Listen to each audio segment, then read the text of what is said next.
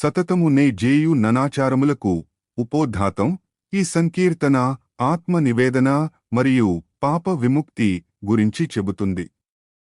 సాధారణంగా మనిషి తన తప్పులను దాచుకోవాలని చూస్తాడు. కాని అన్నమయ్య ఇక్కడ ఒక భక్తుడి పక్షాన నిలబడి తాను చేస్తున్న అనాచారాలను, హింసను, మోహాలను భగవంతుని ముందు ఏకరువు పెడుతున్నారు. తనను తాను హీనుడుగా అభివర్ణించుకుంటూ ఈ పాపరాశుల నుండి రక్షించమని రామ నామాన్ని స్మరిస్తున్నారు. తెలుగు సారాంశం: ఓ రామ, నేను నిరంతరం చేసే ఈ అనాచారాలకు అంతు ఎక్కడ ఉంది? నా బుద్ధిని మన్నించి నన్ను కాపాడు. నేను తెలిసి తెలియక చేసిన బ్రహ్మహత్యలు, గోహత్యలు వంటి ఘోర పాపాలకు లెక్కలేదు.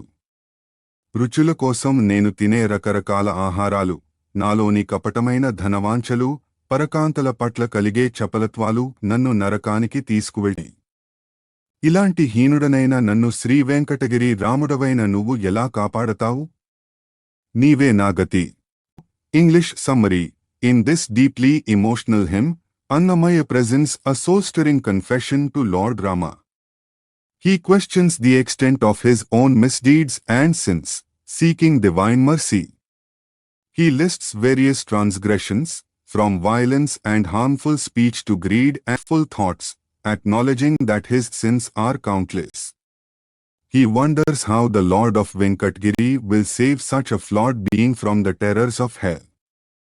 The recurring chant of Rama Rama Rama signifies his absolute surrender to the only power capable of redeeming him. వివరణాత్మక విశ్లేషణ. పల్లవి సతతమునే జేయు ననాచారములకు గడ ఎక్కడ మతిననుగని కావుము రామ రామ రామ. భావము: ఓ రామ, నేను నిరంతరం, సతతము చేసే ఈ అనాచారాలకు, ధర్మవిరుద్ధమైన పనులకు ముగింపు, కడ ఎక్కడ ఉంది? జ్ఞానాన్ని గమనించి నన్ను నీ మతితో, దయతో కాపాడు. వివరణ: మనిషి చేసే తప్పులకు అంతు లేదని, ఆ పాపచక్రం నుండి బయటపడటం కేవలం భగవంతుని వల్లనే సాధ్యమని పల్లవి సారాంశం. చరణం 1. నేసిన నా బ్రహ్మత్యలు, శిశుహత్యలు, గోహత్యలు, ఆశలనెన్నో ఆయా జాడలను ఈసిన నేనిపు డెరిగియు నెరగక సేసే దురితపు రాసులకును గడలే దిదె రామ రామ రామ. భావము: నా కోరికల, ఆశల వల్ల నేను ఎన్నో పద్ధతుల్లో బ్రహ్మహత్యలు, శిశుహత్యలు, గోహత్యలు వంటి మహాపాపాలు చేశాను. ద్వేషంతో, ఈసున, తెలిసి తెలియక నేను చేస్తున్న ఈ పాపపు రాసులకు అంతు లేకుండా పోయింది. వివరణ: ఇక్కడ అన్నమయ్య ఒక వ్యక్తి చేసే హింసను ప్రతీకాత్మకంగా చెప్పారు. జీవహింస లేదా ఇతరులను మానసికంగా చంపడం కూడా పాపమేనని హెచ్చరిక. చరణం 2. నమలెడి నా వాచవులకు నానావిధ భక్షణములు, కమిలిన దుర్గంధపు శాకములు దొమ్ములును, జముబాధల నరకంబుల సారేకు నన్నెటువలే శ్రీ రమణుడ ననుగాచే విటు రామ రామ రామ. భావము: నాలుక రుచుల, వాచవులు కోసం నేను తినే రకరకాల భక్ష్యాలు, మాంసాహారాలు, దొమ్ములు, పాడైపోయిన పదార్థాలు నన్ను యమబాధలకు, నరకానికి గురిచేస్తున్నాయి. ఓ శ్రీరమణుడా, ఇలాంటి నన్ను నువ్వు ఏ విధంగా రక్షిస్తావు? వివరణ: ఆహారపు అలవాట్లు కూడా మనిషిని ఆధ్యాత్మికంగా పతనం చేస్తాయని, ఇంద్రియ లోలత్వం నరకీస్తుందని ఇక్కడ వివరించారు. చరణం 3. కపటపు నా ధనవాంఛలు కలకాలము పరకాంతల, జపలపు దలపుల నేతల సంఖ్యములరేగను, ఎప్పుడునూ నిటువలెనుండెడు హీనుని నన్నెటుగాచెదో, రపమున శ్రీ వెంకటగిరి రామ రామ రామ. భావము: నా మనసులో ఎప్పుడూ ఉండే కపటమైన ధన వ్యామోహం, పరాయి స్త్రీల పట్ల కలిగే చపలమైన ఆలోచనలు లెక్కలేనన్ని ఉన్నాయి. ఎప్పుడూ ఇలాంటి నీచమైన ఆలోచనలతో ఉండే నన్ను శ్రీవేంకటగిరిపై వెలసిన ఓ రామ, నువ్వు ఎలా ఉద్ధరిస్తావు? వివరణ: మనిషిని పతనం చేసే అతిపెద్ద బలహీనతలు ధనం మరియు కామం. వీటి నుండి అంటే భగవంతుని శరణు వేడటం ఒక్కటే మార్గమని అన్నమయ్య ముగించారు. తాత్విక విశ్లేషణ. ఈ కీర్తన పశ్చాత్తాపం, రిపెంటెన్స్ యొక్క గొప్పతనాన్ని చాటుతుంది. నిజాయితీ, భగవంతుని ముందు మన తప్పులను దాచుకోకుండా ఒప్పుకోవడమే ప్రథమ చికిత్స. అదే మనల్ని పరిశుద్ధులను చేస్తుంది. నామస్మరణ బలము. ఎన్ని పాపాలు చేసినా రామ అనే నామం వాటన్నింటినీ దహించివేస్తుందనే నమ్మకం ఈ కీర్తనలో కనిపిస్తుంది. వెంకటగిరి రాముడు అన్నమయ్య దృష్టిలో శ్రీ వెంకటేశ్వరుడు శ్రీరాముడు ఒక్కటే. అందుకే వెంకటగిరి రామ అని సంబోధించారు. కరుణానిధిం గదాధరం ఉపోద్ధాతం ఈ సంకీర్తన శరణాగతి మరియు దైవస్తుతి ప్రధానంగా సాగుతుంది. భగవంతుడు ఆర్తత్రాణపరాయణుడు. తనను నమ్ముకున్న వారిని రక్షించేవాడని, గదాధరుడని, లక్ష్మీదేవి నాథుడని అన్నమయ్య ఈ కీర్తనలో వర్ణించారు. ఇది ఒక దివ్యమైన మంత్రాన్ని జపించినట్లుగా ఉండే కీర్తన.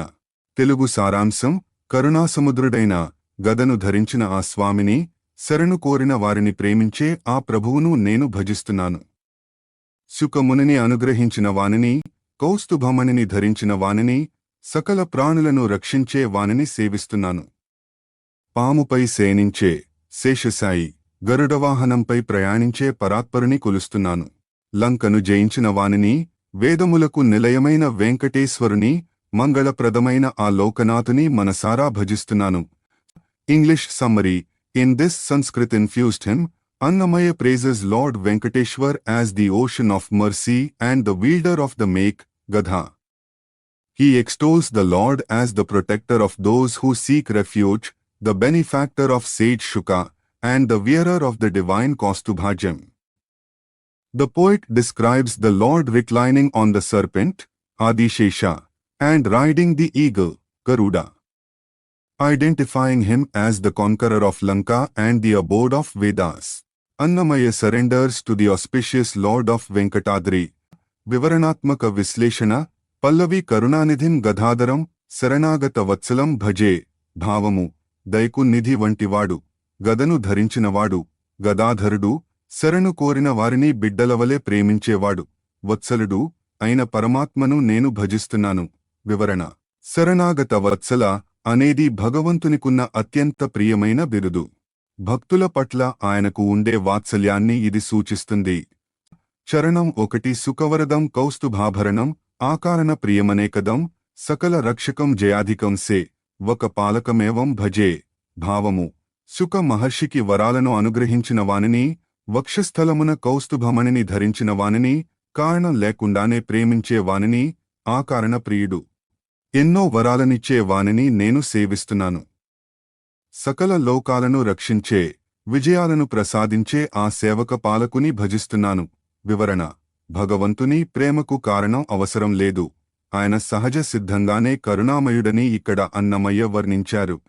చరణం 2 ఉరగసేనం మహోజ్వలం తం గరుడారూఢం కమనీయం పరమపదేశం పరమం భవ్యం హరింధనుజ భయదం భజే. భావము: పాము, ఆదిశేషుడు, పరుపుపై శయనించిన వానిని, అత్యంత కాంతివంతమైన వానిని, గరుడ వాహనంపై అధిరోహించిన సుందర మూర్తిని, పరమపదానికి అధిపతిని, రాక్షసులకు భయాన్ని కలిగించే ఆ హరిని నేను భజిస్తున్నాను. వివరణ: ఇక్కడ స్వామి యొక్క వైకుంఠవాస రూపం మరియు వాహన సేవను అన్నమయ్య కళ్లకు కట్టినట్లు వివరించారు. చరణం 3 లంకాహరణం లక్ష్మీ రమణం పంకజ సంభవ భవప్రియం వెంకటేశం వేదనిలయం సు భాంకం లోకమయం భజే. భావము: లంకను గెలిచిన వానిని, రాముడు, లక్ష్మీదేవి నాథుని, బ్రహ్మ, పంకజ సంభవుడు మరియు శివునికి భవ ప్రియమైన వానిని నేను కొలుస్తున్నాను. వేదములకు నిలయమైనవాడు, మంగళకరమైన చిహ్నములు కలవాడు, లోకమంతా నిండి ఉన్నవాడైన ఆ వెంకటేశ్వరుని భజిస్తున్నాను. వివరణ: రామావతారాన్ని, వెంకటేశ్వర తత్వాన్ని ఇక్కడ సమన్వయం చేస్తూ సర్వదేవతలకు పూజ్యుడైన ఆ స్వామియే జగత్తుకు మూలమని ముగించారు. తాత్విక విశ్లేషణ: ఈ కీర్తన భక్తి యోగం లోని సగుణారాధనను ప్రతిబింబిస్తుంది. కరుణానిధి భగవంతుడు శిక్షించేవాడికంటే రక్షించేవాడిగానే ఎక్కువ కనిపిస్తాడు. ఆయన దయకు నిధి, ఏకత్వం, శివ, బ్రహ్మలకు ప్రియమైనవాడు అని చెప్పడం ద్వారా హరిహర భేదం లేదని, అందరూ ఆ వెంకటేశ్వరుని ఆరాధిస్తారని సూచించారు. వేదనిలయం: వేదాలు ఎక్కడినుంచో రాలేదు, అవి భగవంతుని శ్వాస వంటివి. ఆయన వాటికి నిలయం. చాలదా బ్రహ్మమిది సంకీర్తనం మీకు ఉపోద్ధాతం. ఈ సంకీర్తన నామ సంకీర్తన వైభవం గురించి చెబుతుంది. కలియుగంలో భగవంతుని చేరుకోవడానికి అతి సులువైన మార్గం సంకీర్తనమే. ఇది మానసిక శాంతిని ఇవ్వడమే కాకుండా సకల పాపాలను పోగొట్టి మోక్షాన్ని ప్రసాదిస్తుందని అన్నమయ్య ఇందులో వివరించారు. తెలుగు సారాంశం: ఈ బ్రహ్మమయమైన సంకీర్తనం మీకు చాలదా? ఇది సకల దుఃఖాలను అణచివేస్తుంది. సంకీర్తనం సంతోషాన్నిస్తుంది, తాపాన్ని తగ్గిస్తుంది. గజేంద్రుడిని కాపాడింది, యమ బాధల నుండి విముక్తిని ఇస్తుంది. బ్రహ్మదేవుడు, పార్వతీదేవి కూడా ఈ నామాన్నే స్మరిస్తారు. సకల సంపదలను ఇచ్చే ఈ వెంకటేశ్వర సంకీర్తనాన్ని పట్టుదలతో తలుచుకోండి. English summary: In this inspiring hymn, Annamaya extols the supreme power of chanting the Lord's name, Sankirtana. He asks, is this divine chant not enough for you, asserting that it is capable of destroying all miseries? He describes Sankirtana as the source of joy, the protector of all beings, and the liberator from the fear of death. Even deities like Brahma and Parvati dwell upon this sacred chant. He concludes that singing the glories of Lord Venkateshwar grants all riches and leads one to ultimate salvation. వివరణాత్మక విశ్లేషణ: పల్లవి చాలదా బ్రహ్మమిది సంకీర్తనం మీకు జాలెల్ల నడగించు సంకీర్తనం. భావము: సాక్షాత్తు పరబ్రహ్మ స్వరూపమైన ఈ సంకీర్తనం మీకు సరిపోదా? మీలోని సమస్త బాధలను జాలే అణచివేసే శక్తి ఈ సంకీర్తనానికి ఉంది. వివరణ: భగవంతుని నామం భగవంతునితో సమానమైనదని, నామనామి అభేదం ఇక్కడ అన్నమయ్య స్పష్టం చేశారు. చరణం 1: సంతోషకరమైన సంకీర్తనం, సంతాపమణగించు సంకీర్తనం, జంతువుల రక్షించు సంకీర్తనం, సంతతము దలచుడి సంకీర్తనం. భావము: ఈ సంకీర్తనం మనసుకి సంతోషాన్ని ఇస్తుంది, తాపాన్ని, బాధను అణచివేస్తుంది. సమస్త ప్రాణులను, జంతువుల రక్షిస్తుంది. అందుకే ఎల్లప్పుడూ ఈ సంకీర్తనాన్ని స్మరించండి. వివరణ: మానసిక రుగ్మతలకు, భయాలకు నామస్మరణమందు వంటిదని భావం. చరణం 2: సామజము గాంచినది సంకీర్తనం, సామమునకెక్కుడి సంకీర్తనం, సామీప్యమెందరికి సంకీర్తనం, సామాన్యమా విష్ణు సంకీర్తనం. భావము: గజేంద్రుడిని, సామజము రక్షించింది ఈ సంకీర్తనమే. ఇది సామవేదసారంతో సమానమైనది. అందరికీ భగవంతుని సామీప్యాన్ని, దగ్గరగా ఉండటం చేకూరుస్తుంది. విష్ణు సంకీర్తనం అంటే సామాన్యమైనది కాదు. వివరణ: గజేంద్ర మోక్షంలో ఏనుగు చేసిన ఆక్రందన కూడా ఒక సంకీర్తనమేనని, అది మోక్షాన్ని ఇచ్చిందని ఇక్కడ గుర్తుచేశారు. చరణం 3: జముబారి విడిపించు సంకీర్తనం, సమబుద్ధి వడమించు సంకీర్తనం, జమడి సౌఖ్యములిచ్చు సంకీర్తనం, శమదమాదల జేయు సంకీర్తనం. భావము: యమధర్మరాజు, జము, పాసాల నుండి విడిపించేది ఈ సంకీర్తనమే. అందరినీ సమానంగా చూసే బుద్ధిని కలిగిస్తుంది. ఐహిక, ఆముష్మిక సుఖాలను, జమడి సౌఖ్యములు, ఇహపర సుఖాలు ఇస్తుంది. ఇంద్రియ నిగ్రహాన్ని, సమదమాదలు ప్రసాదిస్తుంది. వివరణ: ఆధ్యాత్మిక సాధనలో అవసరమైన మనో నిగ్రహం సంకీర్తన వల్ల సులభంగా లభిస్తుంది.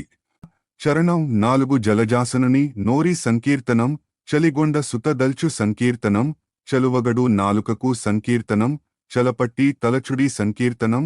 భావము: బ్రహ్మదేవుడు, జలజాసనుడు తన నోటితో నిరంతరం చేసేది ఈ సంకీర్తనమే. పార్వతీదేవి, చలిగొండ సుత, హిమవంతుని పుత్రిక ధ్యానించేది కూడా ఇదే. నాలుకకు చల్లదనాన్ని, శాంతిని ఇచ్చే ఈ సంకీర్తనాన్ని పట్టుదలతో చలపట్టి తలచుకోండి. వివరణ: దేవతలు కూడా నామస్మరణను ఆశ్రయిస్తారని చెప్పడం ద్వారా దాని విశిష్టతను చాటారు. చరణం 5: సరవి సంపదలిచ్చు సంకీర్తనం, సరిలేనిదిదియపో సంకీర్తనం, సరుస వెంకట విభుని సంకీర్తనం, సరుగనను తలచుడి సంకీర్తనం. భావము: వరుసగా సకల సంపదలను ఇచ్చేది ఈ సంకీర్తనమే. దీనికి సాటి ఏదీ లేదు. మన పక్కనే ఉండే ఆ వెంకటేశ్వర విభుని సంకీర్తనాన్ని వేగంగా, సరుగన తలచుకోండి. వివరణ: వెంకటేశ్వరుని నామం సకల శుభాలకు మూలమని అన్నమయ్య ఈ కీర్తనను మంగళాంతం చేశారు. తాత్విక విశ్లేషణ: ఈ కీర్తన నామ సిద్ధాంతం యొక్క గొప్పతనాన్ని వివరిస్తుంది. సులభ మార్గం: జ్ఞాన, కర్మ యోగాల కంటే భక్తి యోగంలోని సంకీర్తనం సామాన్యుడికి కూడా అందుబాటులో ఉండే పరమ విద్య. చైతన్యం: సంకీర్తనం కేవలం పాట కాదు, అది ఒక సాధన. అది నాలుకకు చలువని ఇస్తుంది, అంటే క్రోధాన్ని తగ్గించి ప్రశాంతతను ఇస్తుంది. సార్వజనీనత, జంతువుల నుండి బ్రహ్మదేవుడి వరకు అందరికీ శరణ్యం ఈ సంకీర్తనమే. ఎదుటి నిధానమ వెటుచూచిన ఉపోద్ఘాతం. ఈ సంకీర్తన అనంత చతుర్దశి పర్వదినం యొక్క ప్రాముఖ్యతను, అనంత పద్మనాభ వ్రత కథలోని అంశాలను గుర్తుచేస్తుంది. భాద్రపద శుద్ధ చతుర్దశి నాడు జరుపుకునే ఈ వ్రతం వల్ల కలిగే సంపదలను పురాణ కాలంలో సుశీల, కౌండిన్యుడు వంటి భక్తులను స్వామి ఎలా ఉద్ధరించాడో అన్నమయ్య ఇందులో వివరించారు. తెలుగు సారాంశం: ఓ వెంకటగిరిపై వెలసిన అనంత పద్మనాభుడా, నువ్వు మా కళ్ల ముందే ఉన్న నిధివి. భాద్రపద శుద్ధ చతుర్దశి నాడు భక్తులందరూ నిన్ను కొలిస్తే నువ్వు అపారమైన సంపదలను ఇస్తావు. గతంలో సుశీల అనే భక్తురాలు నిన్ను కొలిచినప్పుడు ఆమెను అడుగడుగునా రక్షించావు. ముసలి బ్రాహ్మణుడి రూపంలో వచ్చి కౌండిన్యుని ఆదుకున్న కరుణాసముద్రుడివి నువ్వు. అడవుల్లో, తోటల్లో ఎక్కడ చూసినా నీవే మాకు రక్షగా ఉన్నావు. English summary: in this hymn, Annamaya identifies Lord Venkateshwar with Lord Ananta Padmanabh. He describes the Lord as the treasure right before our eyes. Highlighting the significance of Ananta Chaturdashi, the 14th day of the bright fortnight in the month of Bhadrapada, mentions how the Lord bestows immense wealth upon those who worship him on this day. The poet refers to the mythological stories of Sushila and Kaundinya, explaining how the Lord protected them and manifested as an elderly Brahman to show his grace. He concludes that the Lord of Venkatgiri is the eternal protector in all circumstances. వివరణాత్మక విశ్లేషణ. పల్లవి ఎదుటి నిధానమ వెటుచూచిన నీ వదే వెంకటగిరి అనంతుడా. భావము: ఓ వెంకటాద్రిపై వెలసిన అనంత పద్మనాభుడా, ఎటు చూసినా నువ్వే కనిపిస్తున్నావు. మా కళ్ల ముందే ఉన్న నిధివి, నిధానము నువ్వు. వివరణ: భగవంతుడు ఎక్కడో లేడు, మన ఎదుటే ఉన్నాడు మరియు ఆయన అక్షయమైన నిధి వంటివాడని ఇక్కడ అన్నమయ్య భావం. చరణం 1 సోగిసి భాద్రపద శుద్ధ చతుర్దశి తగు వేడుక నిందరు గొలువ పగటు సంపదలు బహుళ మోస్గూని వగు వెంకటగిరి అనంతుడా. భావము: భాద్రపద మాసం శుద్ధ చతుర్దశి రోజున భక్తులందరూ ఎంతో వేడుకగా నిన్ను కొలుస్తారు. అలా నిన్ను ఆరాధించే వారికి గొప్ప సంపదలను అనుగ్రహించే అనంత పద్మనాభుడవు నీవు. వివరణ: అనంత పద్మనాభ వ్రతాన్ని జరుపుకునే తిథిని ఇక్కడ స్పష్టంగా పేర్కొన్నారు. ఈ రోజున చేసే వ్రతం అనంతమైన ఫలితాలను ఇస్తుంది. చరణం 2 తొలుత సుశీలకు దుశ్శీల వలన వెలయ సంపదల విముఖుడవై వలెనని కొలిచిన వడిగాచిన మా యల వెంకటగిరి అనంతుడా. భావము: పూర్వం సుశీల అనే భక్తురాలు నిన్ను నిష్ఠతో కొలిచింది. ఆమె భర్త కౌండిన్యుడు అహంకారంతో ప్రవర్తించినప్పుడు దుష్ట సంపదలు దూరమైనా ఆమె నిన్ను నమ్ముకున్నందుకు నువ్వు ఆమెను వేగంగా వడి రక్షించావు. వివరణ: అనంత పద్మనాభ వ్రత కథలో సుశీల భక్తిని, ఆమె కారణంగా ఆమె భర్తకు కలిగిన జ్ఞానోదయాన్ని ఇక్కడ సూచించారు. చరణం 3 కరుణ గాచితివి కౌండిన్యుని మును పరగిన వృద్ధ బ్రహ్మణుడవై దొరవులు మావులు ధ్రువముగగాచిన హరి వెంకటగిరి అనంతుడా. భావము: పశ్చాత్తాపం చెందిన కౌండిన్యుని ఆదుకోవడానికి నువ్వు ఒక ముసలి బ్రాహ్మణుడి, వృద్ధ బ్రాహ్మణుడవై రూపంలో వచ్చి దారి చూపించావు. బావుల, దొరవులు వద్ద, తోటల, మావులు వద్ద అడవులలో తిరుగుతున్న అతడిని కరుణతో రక్షించిన వెంకటగిరి హరివి నువ్వు. వివరణ: కౌండిన్యుడు అడవిలో స్వామి కోసం వెతుకుతున్నప్పుడు భగవంతుడే స్వయంగా వృద్ధ బ్రాహ్మణుడిగా వచ్చి అతడిని అనంత పద్మనాభ దర్శనానికి తీసుకెళ్తాడు. ఆ ఘట్టాన్ని అన్నమయ్య ఇక్కడ అద్భుతంగా స్మరించారు. తాత్విక విశ్లేషణ. ఈ కీర్తన వ్రత మహిమ మరియు ఆర్తత్రాణ పరాయణత్వం గురించి చెబుతుంది. కనిపించే దైవం వెంకటేశ్వరుడు ప్రత్యక్ష దైవం. ఆయనను ఎదుటి నిధానము అనడం ద్వారా భక్తులకు కొండంత నమ్మకాన్ని ఇచ్చారు. భక్తి వర్సెస్ సుశీల భక్తిని కౌండిన్యుడి అహంకారాన్ని పోలుస్తూ, అహంకారం వీడి శరణు వేడితే భగవంతుడు ముసలి బ్రాహ్మణుడి రూపంలోనైనా వచ్చి రక్షిస్తాడని సందేశం. అనంత తత్వం. అనంత అంటే అంతము లేనివాడు. ఆయన ఇచ్చే సంపదలు ఆయన చూపే కరుణ కూడా అనంతమే. ఏమి వరలేరు ఏమి మరలేదు. ఉపోద్ఘాతం ఈ సంకీర్తన వైరాగ్య చింతన మరియు లౌకిక వ్యామోహ విశ్లేషణ గురించి చెబుతుంది. సంసారం, దేహం, సంపద, బంధువులు ఇవేవీ మనిషికి శాశ్వత సుఖాన్ని ఇవ్వలేవని అన్నమయ్య ఇక్కడ స్పష్టం చేశారు. మనిషి మాయాజాలంలో చిక్కుకుని అసలైన పరమాత్మను మర్చిపోతున్నాడని ఆవేదన వ్యక్తం చేశారు. తెలుగు సారాంశం: ఈ సంసార మాయలో చిక్కుకున్న మనిషి ఏది సాధిస్తున్నాడో, ఏది పొందుతున్నాడో తనకే తెలియదు. భార్య ఉంటే సంతోషం అనుకుంటాడు, కాని దానివల్ల చింతలే పెరుగుతాయి. బంధుమిత్రులు ఉన్నా వివేకం కలగదు. శరీరం ఉంటే రోగాలు, కష్టాలే తప్ప నిజమైన యోగము లేదు. ధనం ఉంటే గర్వం పెరుగుతుందే తప్ప శ్రీనాథుని దర్శనం కలగదు. చింతలు పెరుగుతున్నాయి కాని వెంకటేశ్వరునిపై చింత, ధ్యానం కలగడం లేదు. చివరికి సంసారంలోనే మునిగిపోతున్నాడు తప్ప శాశ్వతమైన ముక్తిని చేరడం లేదు. English summary: in this philosophical composition, Annamaya critiques the futile pursuits of human life. He observes that people are entangled in worldly illusions, mistaking temporary bonds for true happiness. Whether it is family, physical body, or social status, each brings more burden than benefit. He points out that worldly worries exhaust the mind, yet people fail to contemplate Lord Venkateshwar. Ultimately, he emphasizes that without spiritual wisdom and devotion, one remains trapped in the cycle of life and death, missing the path to eternal liberation. వివరణాత్మక విశ్లేషణ: పల్లవి ఏమి వరలేరు ఏమి మరలేదు. ఈ మాయలంపటం బీద మోదనే కాని భావము: ఈ లోకంలో మనుషులు ఏమి ఆశిస్తున్నారో, ఏమి పొందుతున్నారో తెలియదు. కేవలం ఈ మాయా ప్రపంచం, లంపటం అనే భారాన్ని మోస్తూ కాలం గడుపుతున్నారు తప్ప. వివరణ: వరలేరు అంటే పొందడం అని అర్థం.